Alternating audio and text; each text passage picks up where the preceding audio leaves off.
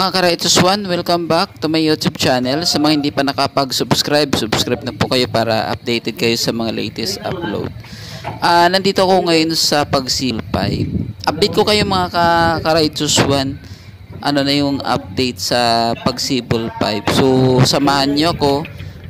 Iikutin natin yung pagsibol na to.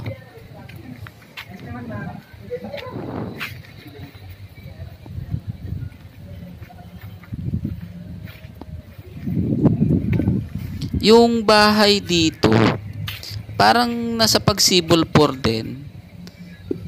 Ito pa nga pala yung yung pinaka clubhouse nila. So, kung gusto niyo magbayad ng mga amortization sa bahay, pwede dyan.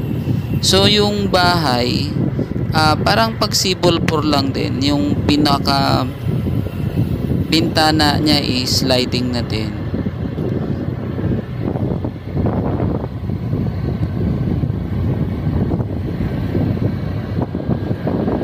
Ayun, yung design, same na same, walang pagkakaiba.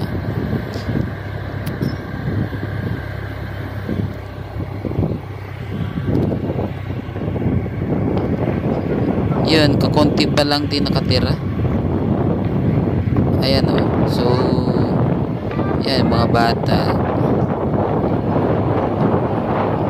So, maganda lang kasi dito. Malinis pa kasi bagong subdivision to eh. So, bagong tayo.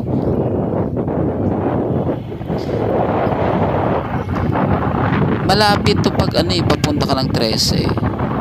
So, dito kasi merong lusutan na papuntang 13. So, kung galing ka ng 13, kung na rin, tatrabaho ko sa 13, kung ang daan mo limbawa sa 13, yun dito mas malapit to. Kumpara mo dun sa Pagsibol 2, 3, at saka sa 4. Ayun, so dalawa yung gate nito. Meron siya ditong gate eh. Ito. Yung gate na yan nakaharap yan dun sa Pagsibol 2. Saan daw? Ayan. Clubhouse yun. Baka yun yung kanina pinunta natin. O baka may bago. Ayun, swimming si Kuya. Malapit sa gate. Oo. Sa kanan pa daw eh.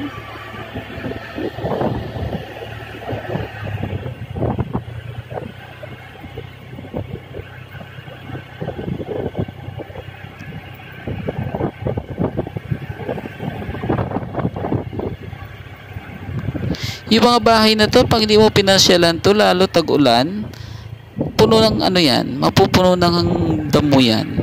So, mga Karaitos One, kung may bahay kayo sa mga ganitong lugar, dapat pinapasyalan nyo din. Malinis yun lang naman yung bahay. Kasi sa amin, lagi namin pinapasyalan, gawa nga ng tag-ulan, ang bilis tumubo ng ng damo. Grabe. So, mga isang buwan, hindi mo mapuntahan bahay mo para ng gubat.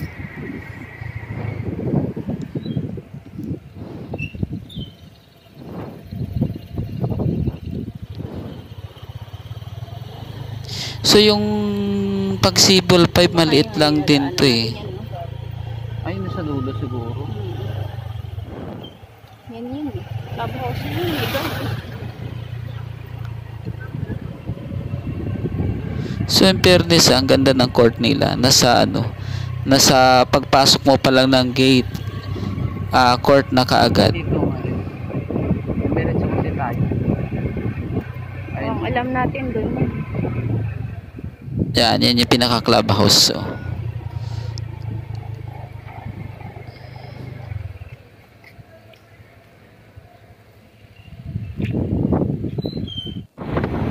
Yan. So, ito naman yung daan papunta ng Pagsibol 5. Ito pag galing ka ng pag galing ka ng Tansa, ito yung dadaanan mo eh. Pagpasok mo dun sa may police station, yan. So, ito yung daanan papunta ng Pagsibol 5. So, yung Pagsibol 5 kasi Sabang na to eh. Barangay Sabang na. Pagsibol 2. 4? 2. Ayan pala yun.